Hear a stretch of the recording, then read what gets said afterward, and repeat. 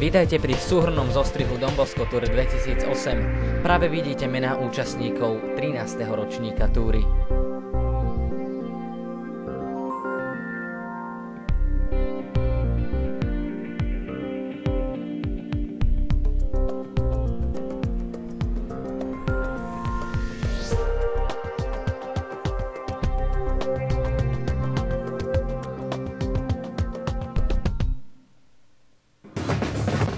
Prvá etapa viedla z Ľudrovej do Nitry.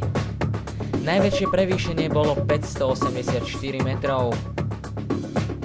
Vzdialenosť bola 185,5 km, priemerná rýchlosť 32,5. Tesne pred cestou nám požehnanie dal miestny pán kaplán. Svätých Don Bosca Dominika Sávy a nech vás pán žehná, ochraňuje na cestách.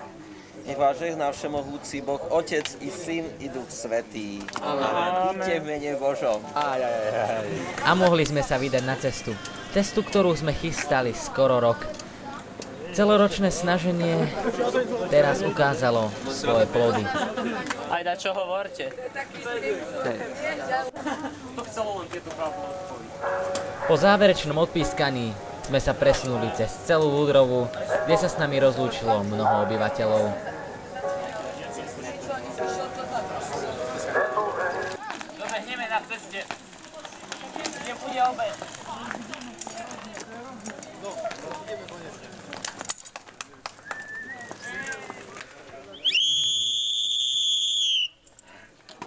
Krása, rozohrávame dopredu.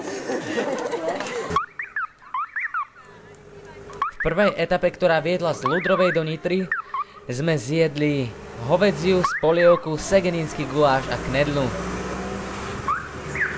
Na večeru sme si dali buchty na pere, ktoré aj uvidíte. Za pelotónom už vidíme Pála Valaška, ktorý ukazuje, ako sa nemá jazdiť. Podľa záberov sami vidíte, že rýchlosť bola naozaj nezávratná. Málo ktorý cyklista alebo bicyklista by sa nami stíhal. Po prestávke sme zavolali do Rádia Lumen, kde už veľmi čakali naše reportáže, aby naše mamy, staré mamy, ale aj detkovia mohli počuť niečo zaujímavé z našej cesty.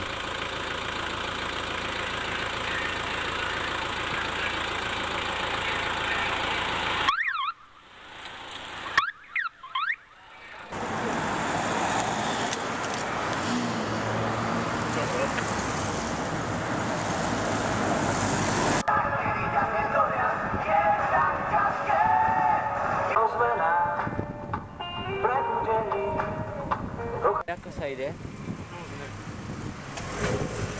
Prečo?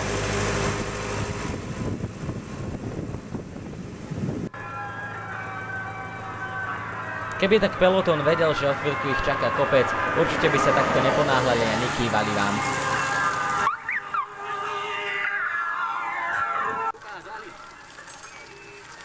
Na kopec sme sa dostali veľmi rýchlo a ako vidím, vyhral ho Patrik Mrva. Ale do záberu nám bude niekto úplne iný.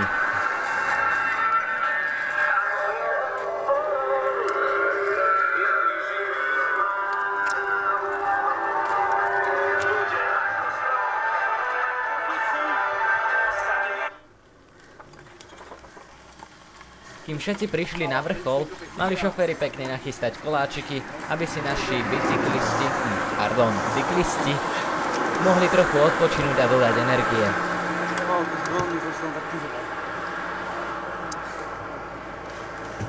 Aj keby ešte viac vlázli, tak to ide na Zákorská.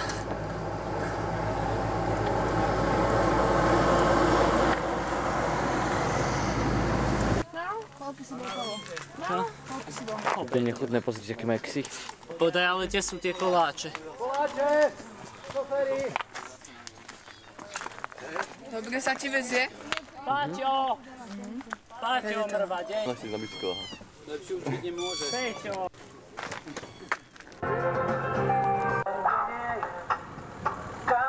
Ďalší kopček, v ktorom vidíme Matúša Daňa.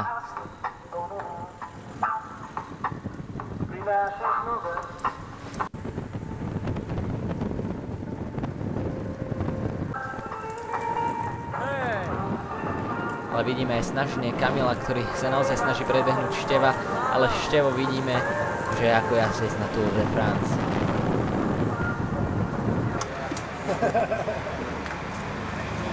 A toto je naša obedná prestávka, cez ktorú sme si dali už spomínaný segeninský guláš s knedlou. Nechýbala ani kofovka, aby nám ešte bolo dobre, kým sme doma. Je malá baterka, ale tak... To sa ani moc nevidel. Brudko, ukáž svoje svaly. Svaly mu bolo treba aj pri takejto jazde v pelotóne, ktorá bola naozaj rýchla. To je strašne, skutočne strašné. Neviem, či to bolo až také strašné, pretože ako sa na toto pozerám, tá jazda je naozaj rýchla, aj keď Pálko, neviem.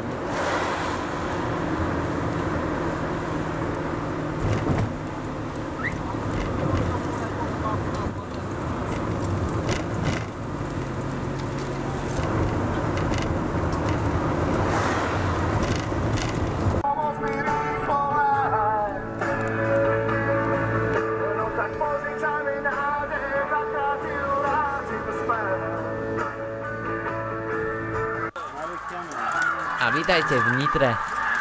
Prešli sme mnoho kilometrov, kým sme prišli až do nitrianskeho seminára. Ahoj, ahoj. Čau. A postretávali všetkých známych. S bicyklami môžeme, hej? Dobre. Do izby si dáme. Potom ako sme odložili všetky veci, trošku sa povyvaľovali na tráve, pripravili sme večeru a po nej sme išli spať. Virtuti et sied.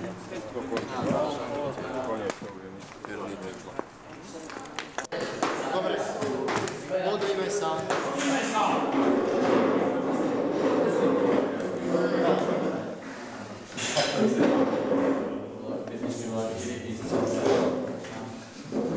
Mene Otca i Syna i Ducha Svätého. Amen. Oče náš, ktorý si na nebesiach, posväť sa meno Tvoje, príď kráľovstvo Tvoje, buď vôľa Tvoja ako v nebi, tak i na zemi. Chlieb náš každodenný daj nám dnes, a odpusť nám naše viny, ako i my odpúšťame svojim vinníkom, a neuvedí nás do pokušenia. Aká bola cesta? Vydržal som to, som nesmierne rád. Bolo extra výkon, som bol hrozne ustatý, ale prvenstvo je dobré. Super víťazov istý. Úplne super, užíval som si to na 100%. Tevo ma to teraz naučil. Je mi česť. Ale zajtra budem živý. Možno.